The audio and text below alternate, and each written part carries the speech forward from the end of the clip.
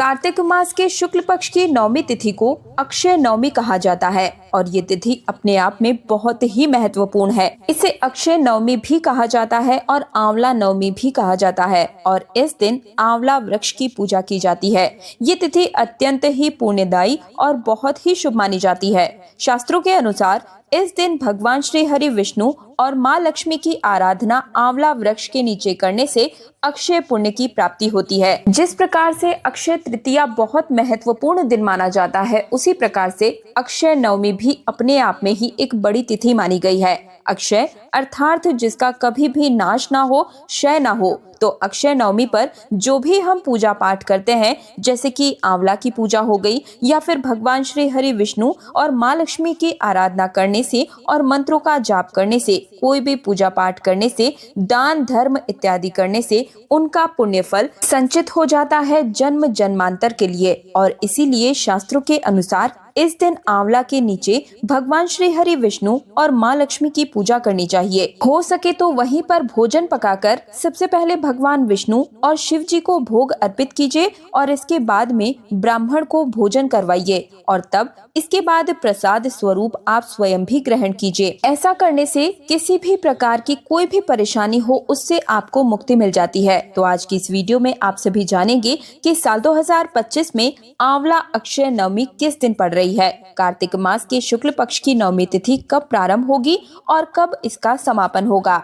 अक्षय नवमी का व्रत हमें किस दिन धारण करना है और आंवले की पूजा का शुभ मुहूर्त क्या होगा। अक्षय नवमी का व्रत अगर आप धारण करते हैं तो व्रत के नियम क्या क्या होंगे और इसकी पूजा विधि क्या होगी, व्रत का पारण आपको कब करना चाहिए और कैसे करना चाहिए, सारी जानकारी आज के इस वीडियो में आप सभी के साथ शेयर करूंगी। तो 5 से 10 मिनट का समय निकालकर इस वीडियो को पूरा अंत तक जरूर देख लीजिएगा। निवेदन है आपसे, साथ ही भगवान श्री हरि विष्णु की इस वीडियो को लाइक करके कमेंट सेक्शन में जय श्री हरि विष्णु जय माँ लक्ष्मी जरूर ही लिख दीजिएगा। तो बात कर लेते हैं कि साल 2025 में आंवला नवमी किस दिन पड़ रही है, तिथि कब प्रारंभ हो रही है और कब इसका समापन होगा। तो देखिए, कार्तिक मास के शुक्ल पक्ष की नवमी तिथि प्रारंभ हो रही है 30 अक्टूबर को सुबह 10:06 पर और नवमी तिथि का समापन होगा 31 अक्टूबर को प्रातः काल 10:03 पर। तो ऐसे में सूर्योदय कालीन तिथि के अनुसार अगर देखा जाए तो 31 अक्टूबर को यानी कि शुक्रवार के दिन आंवला नवमी मनाई जाएगी। और अगर आप आंवला नवमी का व्रत धारण कर रहे हैं तो आप 31 अक्टूबर 2025 को शुक्रवार के दिन आंवला नवमी का व्रत धारण कर सकते हैं।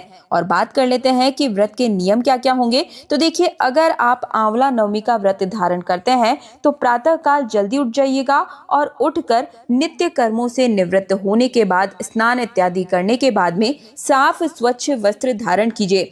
हो सके तो इस दिन पीले रंग के वस्त्र धारण कीजिएगा। वस्त्र धारण करके भगवान सूर्यदेव को जल दीजिएगा और इसके बाद घर के मंदिर में जिस प्रकार से आप प्रतिदिन की पूजा पाठ करते हैं वैसे ही आप करेंगे।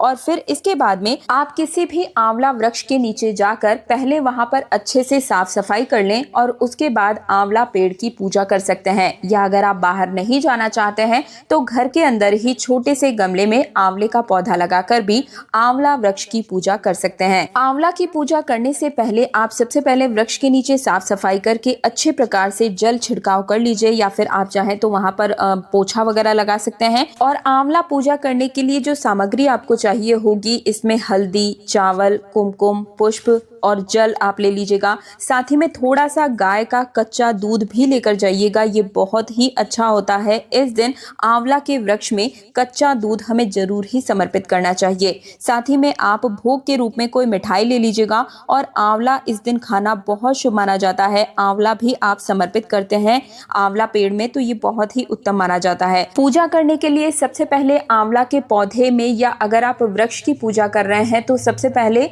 जल समर्पित करेंगे और इसके बाद में हम पेड़ के ऊपर में या अगर आपने गमला लिया है तो गमले के ऊपर में आप स्वास्तिक का चिन्ह जरूर बना लें और एक स्वास्तिक आप नीचे फर्श पर जमीन पर भी बना लीजिएगा। स्वास्तिक चाहे तो आप कुमकुम से बना सकते हैं या हल्दी से बनाते हैं तो और भी ज्यादा शुभ माना जाता है। जो आपने फर्श के ऊपर में स्वास्तिक बनाया है, इसके ऊपर आप एक घी का दीपक प्रज्वलित कर दीजिएगा। और अब हम आंवला वृक्ष के चारों तरफ में दूध समर्पित करेंगे, दूध को सिंचित करेंगे। इसके बाद हल्दी और चावल से टीका करेंगे। टीका करने के बाद में हम धूप, दीप, मिठाई, फल इत्यादि समर्पित कर देंगे और फिर इसके बाद में आंवला की परिक्रमा करेंगे। आमतौर पर 7 या 11 परिक्रमा की जाती है, लेकिन अगर आप 11, 21 या 108 परिक्रमा करते हैं तो ये बहुत ही अच्छा है, लेकिन कम से कम 7 परिक्रमा अवश्य ही करें। और ध्यान रखें कि परिक्रमा करते समय कलावा जो धागा है वो आपको लपेटते हुए चलना है। जो आंवला का वृक्ष है उसके चारों तरफ में लपेटते हुए चलें और साथ ही में आपको भगवान विष्णु के मंत्र का जाप करना है।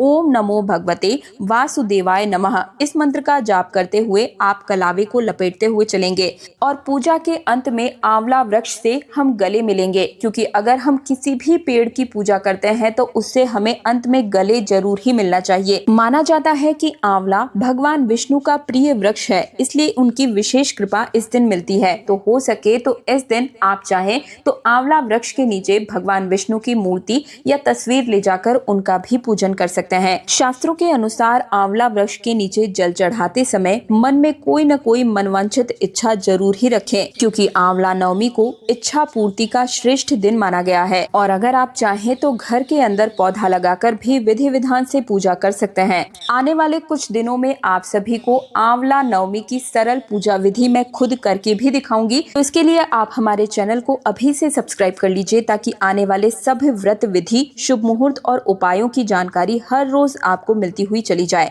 और अब जान लेते हैं कि आंवला नवमी का शुभ मुहूर्त क्या होगा। तो देखिए, 31 अक्टूबर को सूर्योदय काल का समय है सुबह 6:32 पर और सूर्यास्त का समय होगा शाम 5:36 पर। ब्रह्म मुहूर्त की बात करें तो सुबह 4:30 से सुबह 5:30 तक ब्रह्म मुहूर्त का समय रहेगा। इस दिन आप स्नान इस समय कर सकते हैं, पूजा आराधना भी कर सकते हैं और सूर्योदय होने के बाद में आप जाकर आंवला वृक्ष का पूजन कर सकते हैं। और साल 2025 में आंवला नवमी के दिन बहुत सारे शुभ संयोगों का योग बन रहा है। सबसे पहले तो वृद्धि योग बन रहा है, जो कि 31 अक्टूबर को प्रातः काल 6:17 पर प्रारंभ होगा और फिर पूरे दिन, पूरी रात इसका प्रभाव भी रहेगा।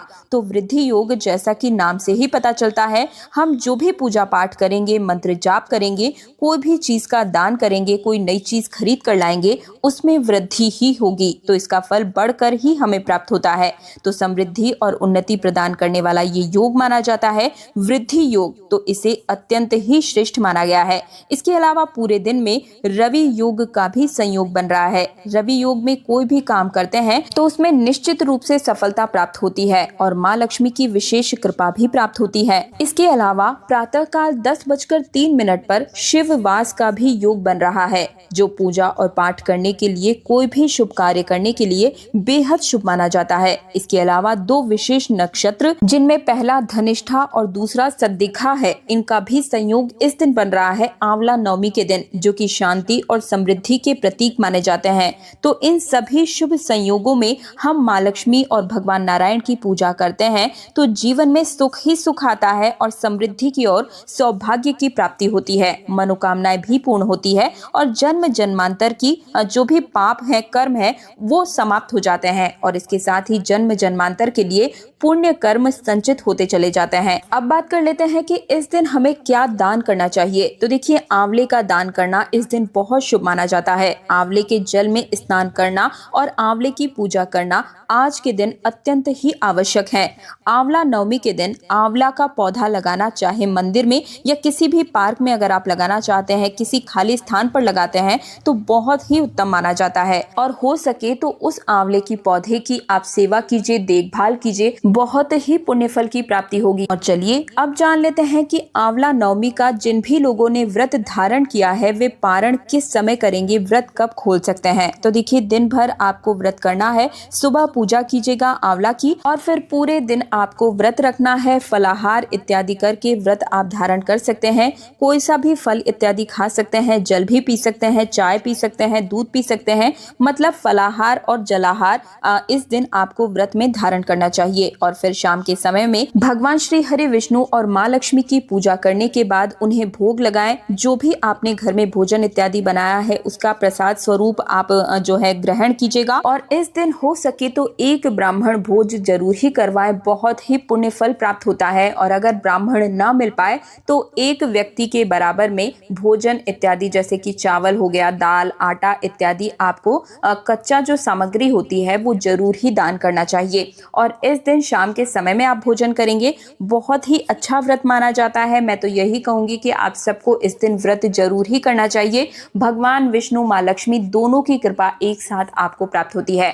तो ये थी आंवला नवमी से जुड़ी हुई संपूर्ण जानकारी। आने वाले वीडियो में आप सभी सरल पूजा विधि मेरे द्वारा करते हुए भी देख पाएंगे। तो इसके लिए हमारे चैनल तीज त्योहार और धर्म को सब्सक्राइब करने के साथ साथ ही पास वाले बेल आइकन को जरूर ही प्रेस कर दीजिएगा। और कमेंट बॉक्स में जय श्री हरि विष्णु लिखने में कंजूसी बिल्कुल भी मत कीजिएगा। वीडियो को लाइक भी करना है और इस वीडियो को ज्यादा से ज्यादा हर सनातनी हिंदू भाई बहन के साथ शेयर जरूर ही कीजिएगा। आपका बहुत बहुत आभार होगा। आज्ञा चाहूंगी। जय श्री हरि विष्णु, जय जय माँ लक्ष्मी।